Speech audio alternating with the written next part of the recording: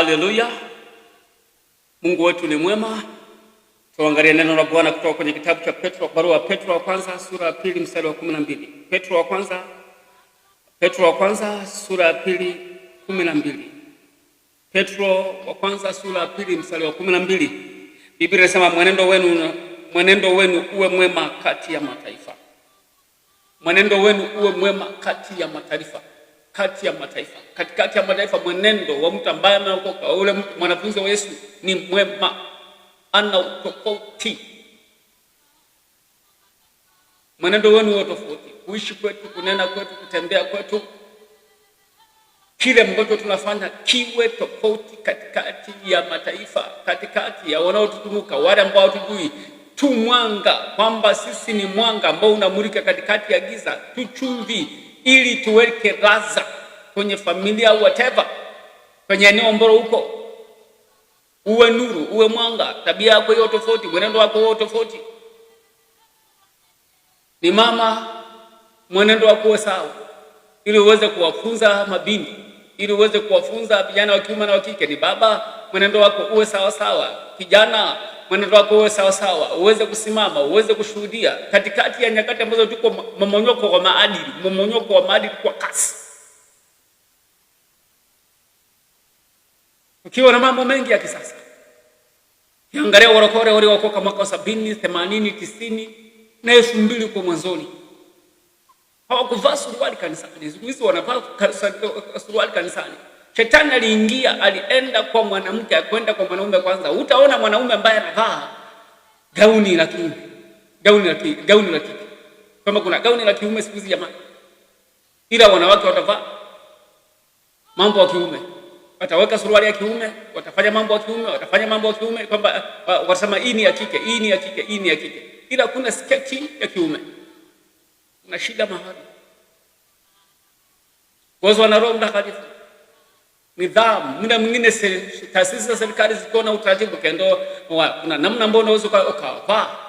Sehemu ambayo imevaa kidogo uhamiaji. Ukienda uhamiaji ni kijana hajavaa kwa nidhamu, anarudi. Wa kiume au wa kike anarudishwa. Kwa nini kanisani hakuna mambo kama hayo? Kama unajiriwa sehemu ambayo iko rasmi sana, utakwambia namna ya kuvaa, dressing code ya hiyo ofisi.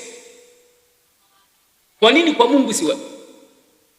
Hizi nyakati ambazo zitakuwepo kwenye makanisa mengi ambayo ya kisasa, mimi nasema makanisa ya kisasa ambayo yakiongozwa na mitume na manabii na watu wengine wote, makanisa yetu haya ya kawaida ambayo yameanza nayo, Biblia inasema huenda yamkini hata uteule wangu wakapotea. Maadili ya kanisa, maadili ya mtu ambaye anasonga mbele. Ni binti anatembea kifua kiko wazi, maziwa yako wazi, tumbo liko wazi, ni kijana anatembea makalio yako nje. Ni nyakati ambazo tuko nazo. Mfumo ikikataa, na kwenye shule zetu za umma wakaruhusu mtoto aweze, ni shule ya msingi au ana option au ana njia, basi suruali au basi. Nyakati ambazo tuko nazo. Biblia inasema kwa maana wachungaji wangu ni mbwa usiobweka. Maana yake jambaza anaingia, mtu ambaye ruhusiwi ataingia, mbwa huyo anabweka, wala hamna shida. Lakini katikati ya hao mbwa wapo mbwa wabwekaji ambao wanasimama kwamba no, lazima uwe na ushuhuda, no, lazima usimame kwenye kusudi la Bwana, no, lazima ukae sawa sawa, mwenendo wako uwe sawa sawa.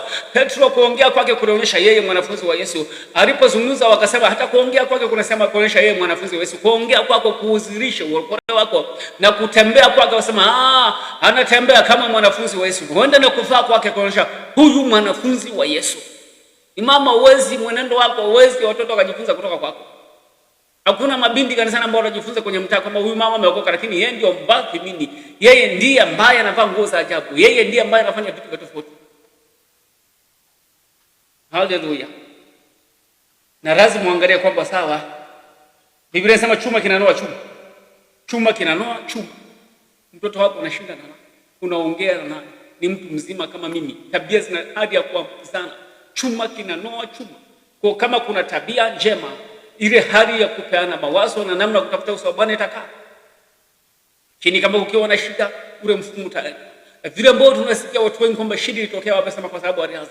Kiongea na mabinda ambaye anavaa suruali, kwamba unaanzaje kuvaa suruali, anasema kwamba nilipokuwa naanza nikawa navaa na kitenge.